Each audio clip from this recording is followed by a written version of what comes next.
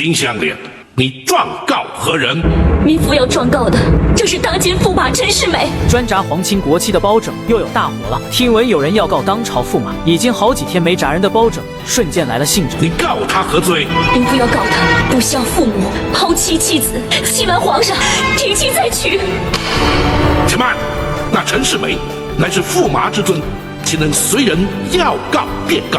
你在本府堂前状告于他，你与他又是什么关系？见包拯有所怀疑，秦香莲声称自己便是陈世美的结发妻子，而旁边的一双儿女则是她的亲生骨肉。为证实自己所言，秦香莲还拿出了公婆的牌位。原来陈世美进京赶考后迟迟不归，直到半个月前，秦香莲从落榜归来的同乡考生中得知，她的丈夫已经高中状元，还迎娶了白富美。秦香莲听后不远千里来到京城，只为找回丈夫，一家团聚。可当母子三人来到驸马府时，却被拦在了门外。官爷，请问府里交代过了，驸马爷不认识你们，你们快走吧。官爷，这不可能啊！驸马一定认得我们的。哎，我说的话你听不懂啊？官爷，我叫秦香莲。官爷通报姓名的时候是不是说错了？府里说的很清楚，叫你们马上离开，不准再来，别怪我送你官府去治罪。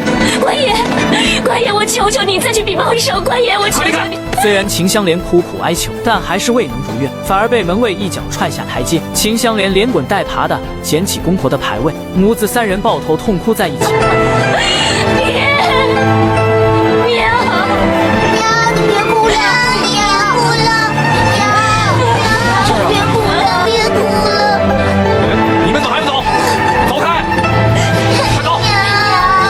秦香莲一怒之下决定到开封府告状。听完秦香莲的哭诉，包拯脸都气黑了。想不到这世上竟有如此厚颜无耻之人，但冷静一想，此事还口说无凭，并且还牵扯到皇家之事，还得从长计议。你在本府堂前状告于他，必须有所凭证，否则如何证明那陈世美与你乃是结发夫妻？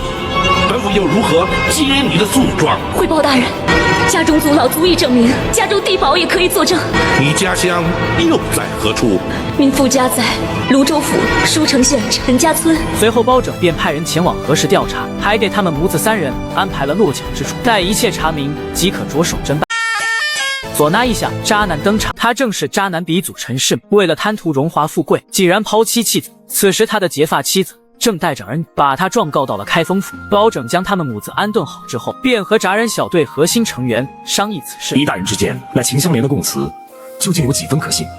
他虽然神情哀戚，却神志清楚。再者，冒认皇亲国戚，其罪不轻，他又怎会明知故犯？难道那陈世美真的抛妻弃子，犯了欺君之罪？为了进一步了解实情，包拯令人将秦香莲再次带来问话。随后，秦香莲回忆起他们的过往种种。原来他的父亲本是教书先生，而那时的陈世美因家境贫寒，读不起书，只能每天躲在教室外偷看，直到被秦香莲偶然发现，两人也因此结缘，成为了好朋友。因为有了秦香莲的关系，陈世美终于免费踏入了学堂。长大后的陈世美继承了秦香莲父亲的衣钵，成为了教书育人的先生，两人也顺理成章结成了夫妻。成婚后的陈世美不再满足于私塾教书，而是一心想考取功名，光宗耀祖。秦香莲也义无反顾地支持他。就这样，陈世美进京开始了全职考公，而他这一走，家里就只留下了年迈的公婆和幼小的孩子，经济来源也只能靠秦香莲开荒种地勉强维持。哪料这年又遇上了天灾，庄稼颗粒无收，秦香莲没办法，只得将仅有的野菜和米汤让给公婆和孩子，自己躲在厨房吃着米汤。哪料却被公婆误会，以为他在偷吃什么好东西。那就吃这个，香莲啊，这是米糠啊！香莲，爹娘，家里实在是什么都没有，就剩下那半锅粥。香莲，公婆发现真相后，也不忍再拖累秦香莲，最后竟然双双上吊自尽。天下竟然有如此惨绝人寰之事！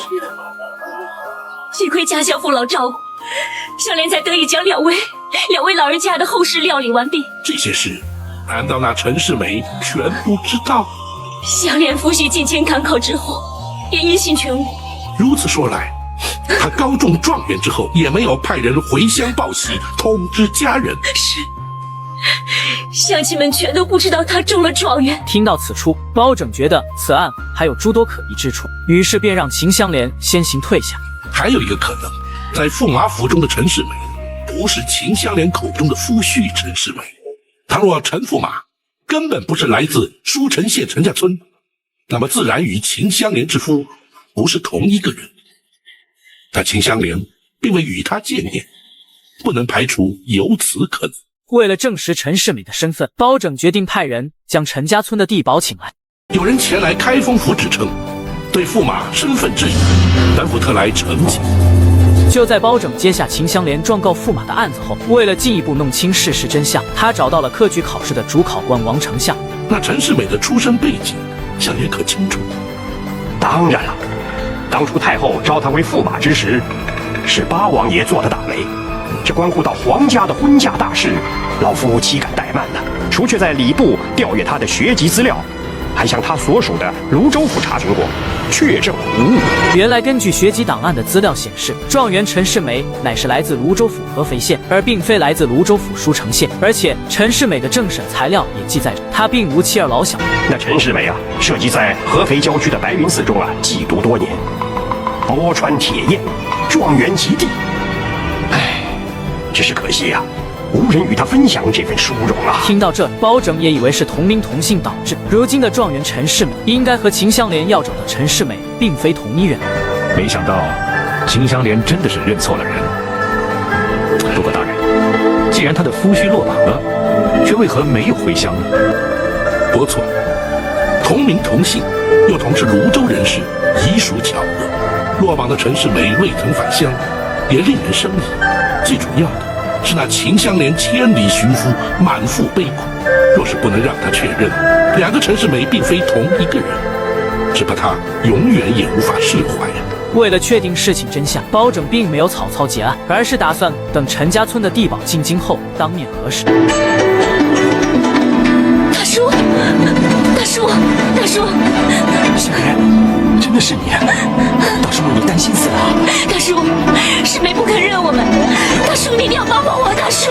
见到地保陈春那一刻，秦香莲终于看到了希望。随后包拯从陈春的口中得知，原来陈家村有一名落榜举子，亲眼看见了新科状元就是陈世美，但耳听为虚，眼见为实。包拯还是打算第二天带陈春亲自去一趟驸马府。然而当天晚上，陈春的住所却来了一位不速之客。你是什么人？你是泸州来的地保陈村吗？是，你是？你不用害怕，我是驸马府的。第二天，包拯便带着陈春来到驸马府上。包拯直接表明了此行的目的。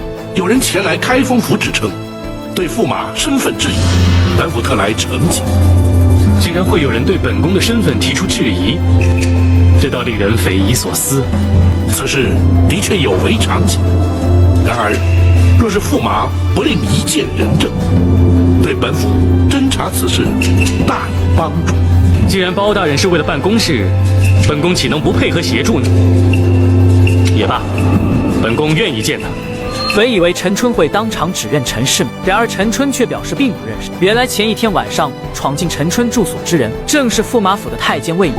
魏明，今日包大人能带陈春来府里认人，谁知他日他又会带些什么人来查询什么呢？驸马爷就放心吧，那陈春来了又能如何？只要花些银两，就能摆平这些乡下人。包拯找来了地保陈春当面核实，然而陈春早被收买，并未指认出陈世美的身份，这让秦香莲寻夫之行变成了一场空。大叔，你说那个人他不是世美？不是，我亲眼看见他的，的确不是。不，村里的陈坤大哥说，亲眼看见他骑马游街啊。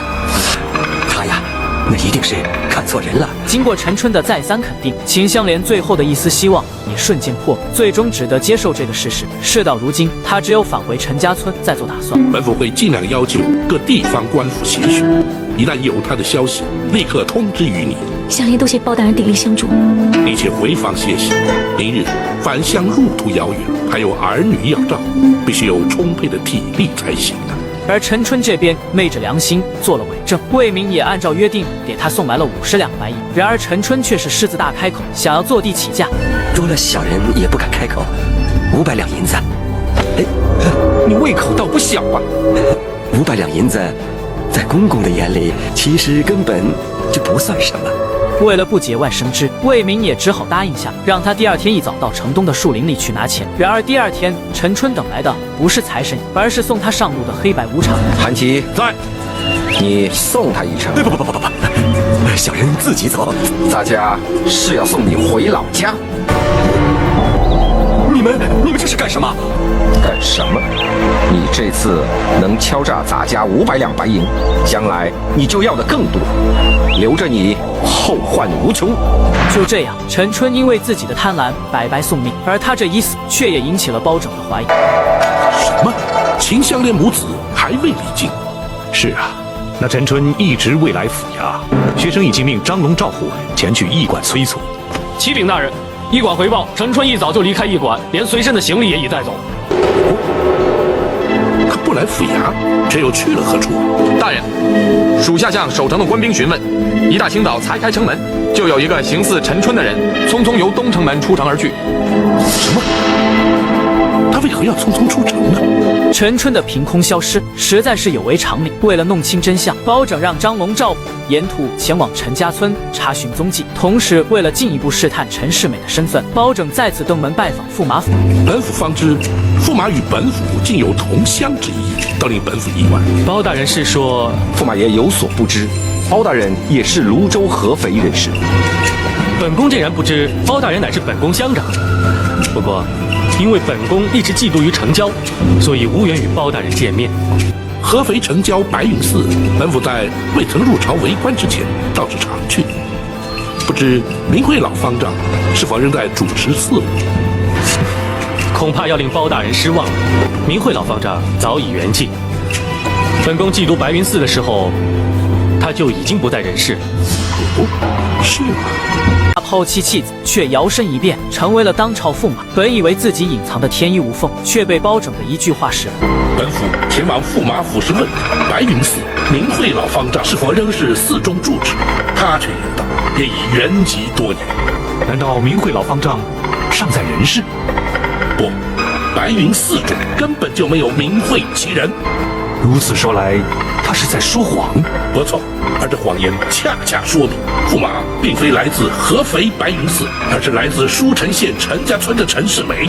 虽然陈世美在高中状元之后已经更改了学籍档案和政审材料，这也成功骗过了所有。然而包拯略施小计，直接就让他暴露了身份。此时外出寻找陈春下落的张龙、赵虎也已返京。据二人调查发现，自从上次陈春来京后，就一直没有回家。如此一来，也证实了包拯的推断。陈春凭空消失，绝无可能。唯一的解释便是他被人收买，做出伪证，而后被杀之灭口。如今唯一能证明陈世美身份的，就只有秦香莲本人了。公孙先生的意思是说，让我去见他。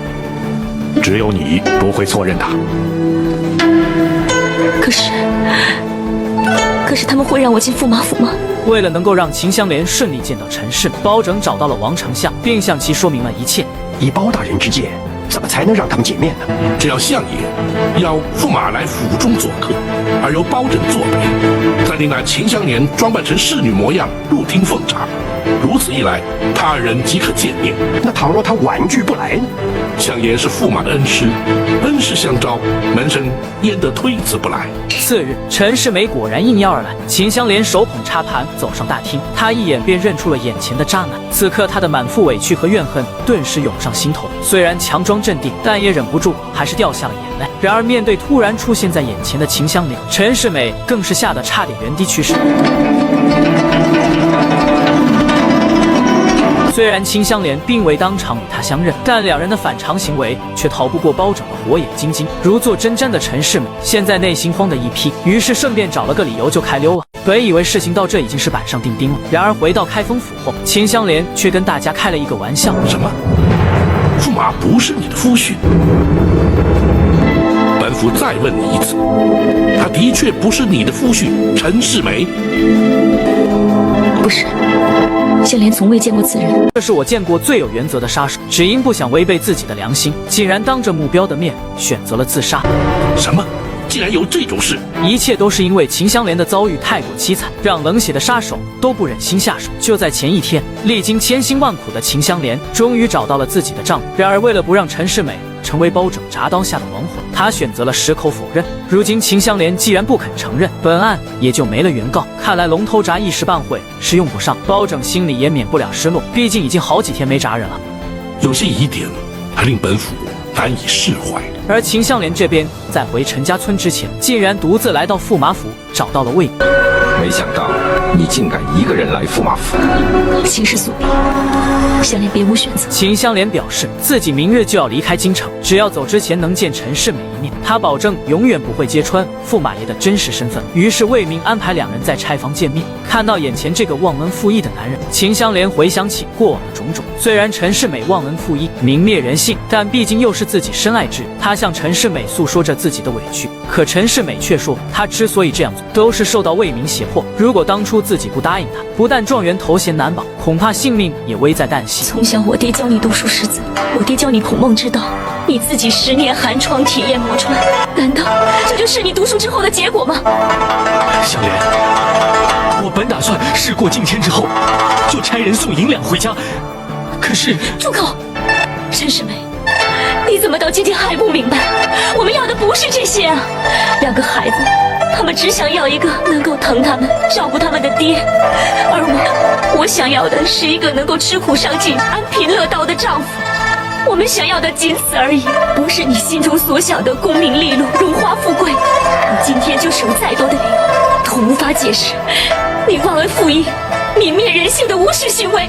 说完这一切，秦香莲夺门而出。如今她已对这个男人不再抱有任何幻想，只打算带上一双儿女返回家乡，将他们抚养长大成人。然而陈世美在魏明的怂恿下，竟然再一次做出了泯灭人性的决定。斩草除根，永绝后患。驸马必须立刻下定决心，否则一旦他回了陈家村，不知会有多少人会知道此事。可是我的两个孩子，连他们的娘都不在了，留着他们，不是在这世界上受苦吗？好吧，就随你的意思。第二天，母子三人回乡途中，路过一片密林，果然遇到了韩琦。我从来没杀过驸马，可是我也从来没有违抗过命令。如果你还有什么遗愿未了，我能做到的，我会尽力。那你告诉我，是谁要杀我们？见母子三人实在可怜，韩琦决定告诉他们真相。陈世美不多尚且不识字，你怎么能忍心伤害自己的亲生儿女呢？听闻此言，韩琦大为震惊，天底下竟有如此人面兽心之人。自己既然得知了事情的真相，又怎可再继续助纣为虐？经过一番心理斗争后，韩琦最终做出了一个惊人的决定。我姓韩名琦，是驸马府的侍卫，在我潦倒无助的时候，是魏公公收留了我。他对我恩比天高，不杀你们就违背了魏公公的命令，可杀你们却又违背了我自己的良心。也罢，你带着儿女回京去见包大人，带他来此处挖掘，地下埋着2个被我杀掉的人，其中一个是位落地的举子，另一个则是一个叫陈春的地保。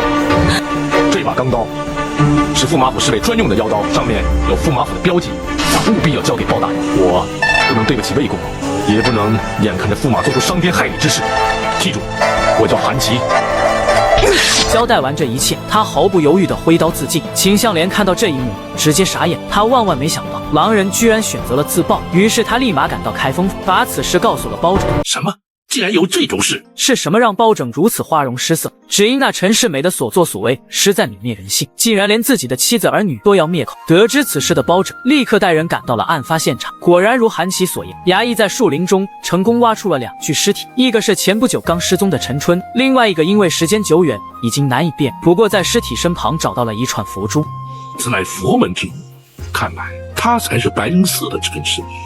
韩琦仗义自尽身亡，临终之前供出陈世美与魏明教唆杀人，在起初陈春以及数月之前被杀，疑似白云寺陈世美的尸身，此案已昭然若揭。韩琦留下的钢刀刻有驸马府3个字，足以证明韩琦是驸马府的侍卫的身份。如今人证物证俱在，展昭提议立刻前往驸马府拿人，而包拯却表示，驸马毕竟是皇亲国戚，驸马府又不是一般住所，贸然前去必定受阻，反而会打草惊蛇。就在包拯愁眉不展之时，展昭的话提醒了包拯，大人是担心过府拿人必然受阻，倘若把驸马骗出驸马府外，再行拘捕，岂不是可以省掉一些麻烦？于是包拯再次找到八王爷，想让他以送画为由，邀请陈世美来府取画。然而八贤王却没有直接答应包拯，而是有所顾虑。毕竟乐平公主已怀有身孕，他实在不忍心孩子刚一坠地就失去了父亲。王爷，那尚未出世的婴儿虽然，然而那秦香莲的一双儿女又待如何？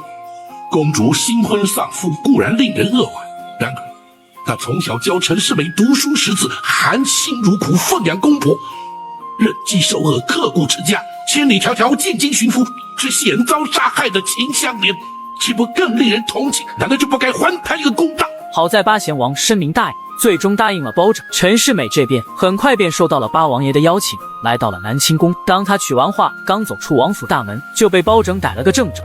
驸马且慢，包大人找本宫有事。本府要请驸马爷前往府衙一行。包大人，本宫今日另有要事待办，若是包大人还有话要问我，改日再上驸马府再问不迟。哼，这忽唯有阻拦本宫。驸马爷恐怕是非去不可。因为有展昭在此，陈世美也只得乖乖顺从。来到开封府，包拯说起了韩琦受他指使，意图杀害秦香莲母子灭口的事情。哪料陈世美巧舌如簧，不但矢口否认此事，还打算借题发挥，趁机开溜。包大人，倘若你要本宫来此，就是为了询问这些，本宫也已回话，就此告辞。且慢，本府还要请驸马爷认几个人，带秦香莲母子。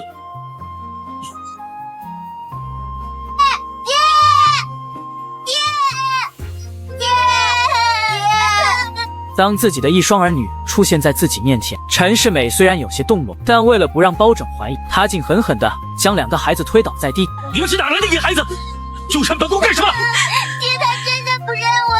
陈世美啊，你到底还是不是人呢？他们是你的亲生儿女啊！你住口！是哪儿来的疯婆子？如此情景，秦香莲也是万万没想到，她不敢相信自己的丈夫竟会变得如此狠心。见陈世美铁了心不肯承认，包拯只得让秦香莲母子先行退下。陈世美此时也已断定，包拯手上并没有其他实质性的证据，于是继续疯狂作死。方才包大人所说的一切，根本与本宫无关。本宫相信，包大人除了有个满口风言风语的疯婆子之外，根本就提不出其他证据。若要凭据，又有何难？只怕一旦本府将证据提出之后，驸马这条性命恐将难保。包大人不必危言耸听，若是包大人有证据，早已升堂审讯本宫，何必大费周章的欺骗本宫呢？若依驸马之意，可是要本府升堂审讯？怕的是你不敢审。好，本府倒要看看有何不敢。王者马汉，在，传令升堂。你将驸马爷带到开封府来，想干什么？包拯又踢到了钢板，本以为能顺利拿下陈世美，然而关键时刻，乐平公主及时赶到。依我大宋律法，皇亲国戚犯法必须交由大理寺审理，而轮不到你开封府多事。倘若驸马果真有罪，你将全案移交大理寺，由大理寺到我驸马府提人。魏总管，奴婢在。将驸马送回府去。经过公主的一顿法律普及，包拯也被对得哑口无言，只能眼睁睁地看着陈世美逍遥法外。大人，由他去。那陈世美简直禽兽不如，展昭已经忍无可忍，难道就让他目中无人、逍遥法外吗？不，在泸州府，孙大人带着人证前来之后，别说是公主，哪怕是太后当面，本府也要将那陈世美送到龙头铡下，让他为所作所为付出该付的代价。虽然金月侥幸让渣男逃走，但只待关键证人到场，包拯必定要把他送上铡刀。而经过此事，陈世美也不得不向公主坦白：既然你在家乡已经娶了妻，又有了儿女，你为什么还要接受皇上的赐婚？公主息怒，千万不要动了胎气。这一切都是你的主意。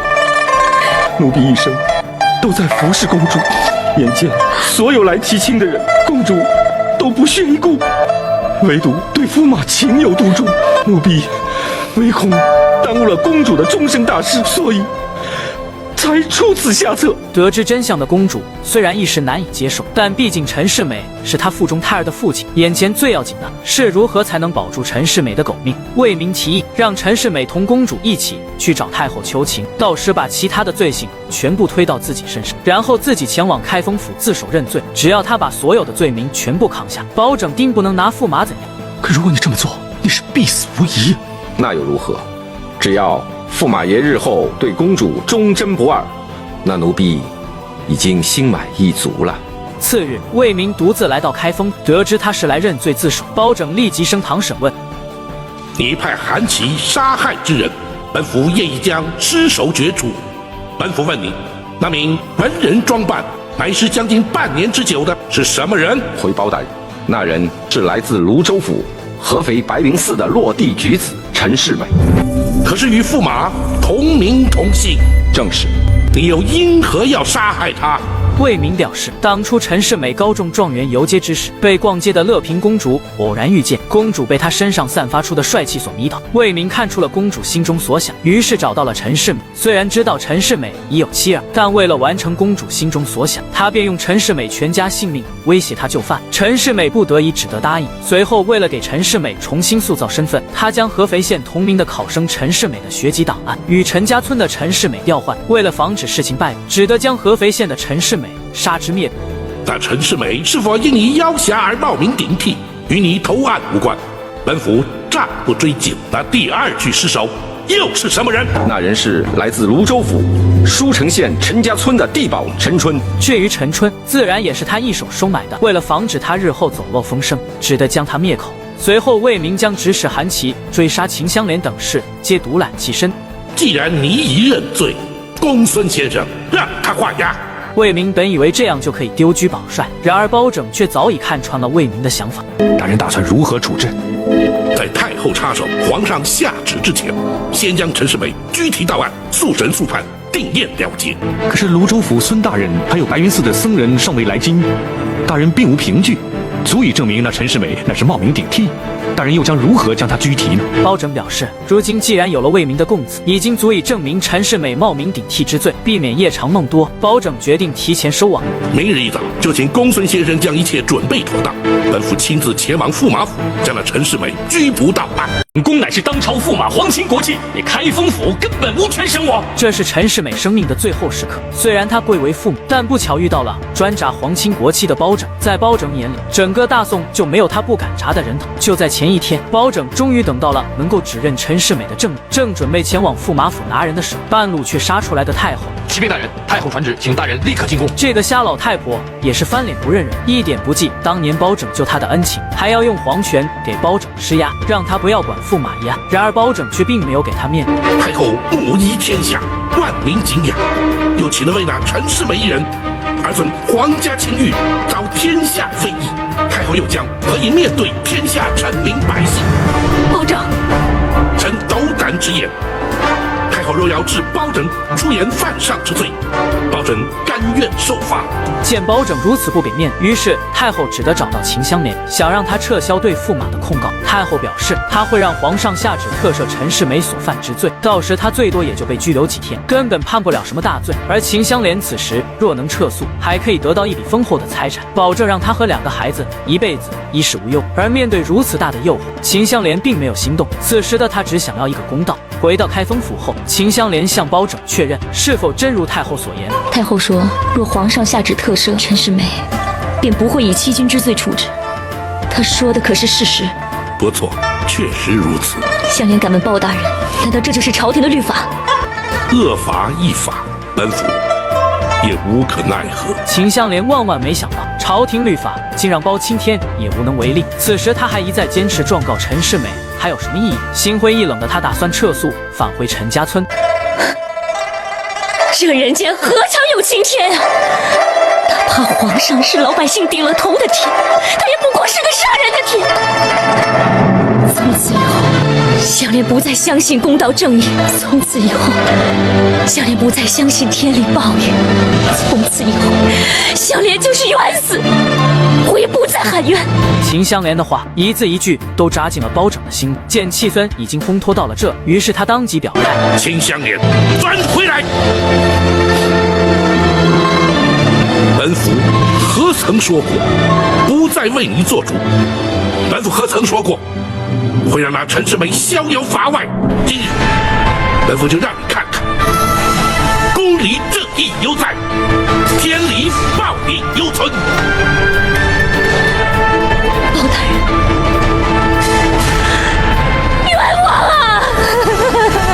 包包拯立马下令让展昭前往驸马府拿人。来到开封府后，为了防止查错了，包拯便先让任正上前进行辨认。阿弥陀佛，老衲圆通。经过白云寺的圆通方丈指认，眼前的陈世美的确是冒名顶替的假货。随后，陈世美和魏明一起被带上了公堂之上。为了给陈世美一个下马威，包拯打算先拿魏明开刀。他先是一一细数了魏明犯下的种种罪行，接着当堂宣判：本府以大宋律例判你扎刀之刑。来人呐！在！胡子他伺候。在！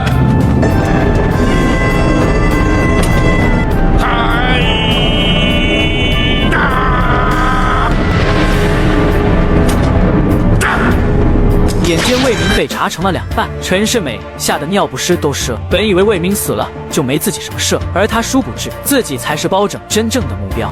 如今该轮到驸马爷了，太后后宫不得干政。来人呐，抢人！咱护卫格杀无论。包拯这是要反了，居然和太后正面硬刚。只因这次他要铡的人实在是丧尽天良，包拯就算赌上项上人头，也要把陈世美送上铡刀。就在刚刚，包拯当着陈世美的面已经将魏明铡成了2半，接下来就该收拾陈世美了。而陈世美仗着驸马身份，背后又有公主和太后撑腰，竟然敢叫嚣公堂。包大人，本宫乃是当朝驸马皇亲国戚，你开封府根本无权审我。驸马，你看清楚了！看着旁边的3口大刀，陈世美吓得菊花一紧，转身就想开溜。然而展昭一个飞身就将他拦下。展昭在此，你休想逃走！来人呐！在！摘掉他的官帽，脱去他的蟒袍。随着包拯一声令下，陈世美很快被拔的只剩秋衣秋裤。随后包拯开始细数他的罪行。你既蒙天恩，高中状元，就该光宗耀祖，一家团圆。你却贪图荣华富贵，抛弃糟糠之妻，冒名顶替，入赘皇家，泯灭人性，杀其面子。似你这般薄情负心之辈，忘恩负义之徒，若是让你侥幸脱罪，逍遥法外，则天理何在？国法何存？如今天理昭彰，报应不爽，法网恢恢，疏而不漏。本府以大宋律例判你扎刀之刑。来人呐！在！龙头上伺候。在！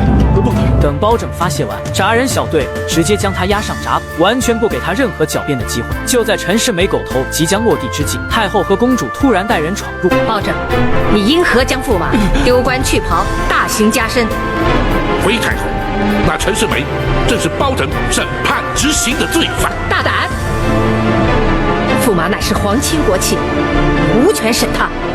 太后，如今有皇上御赐龙头铡在此。老太婆一脸不屑地表示，那只不过是皇家送给你的玩具，如果你今天不听话，明天我就给你没收啊，并且特赦陈世美的圣旨就在赶来的路上，你还敢抗旨不成？眼前当下，包拯并未接获圣旨。圣旨未到，哀家就不能下旨放人了吗？太后，我大宋朝廷律法早有明文，后宫不得干政。看包拯一点面子都不给，太后打算直接动嘴。来人呐！在！抢人！斩护卫，属下在。公堂之上，若有任何人敢接球，当场格杀无论。随着展昭剑锋一指，太后也被吓得2腿发软。自己活了几十年，还是第一次有人敢在她面前舞刀弄枪。今日你若敢将驸马处死，哀家定要让你丢官革职，悔恨终生。然而包拯早做好了丢掉乌纱帽的准备，于是直接拿出装有官印的骨灰盒，黑着一张老脸撂下狠话：休说这顶上乌纱，便是要包拯赔偿项上人头，今日也要将那陈世美明正典刑。说完，重重地将骨灰盒放到一边。今天就算是天王老子来了，也要把陈世美的狗头铡下。来人呐！在！开战！太后救命！公主救命啊！就在快要咔嚓的时候，门外突然传来了太监的呼喊声：圣旨到！此时的包拯已经杀红了眼，直接来了一波高端操作。阴门！包拯！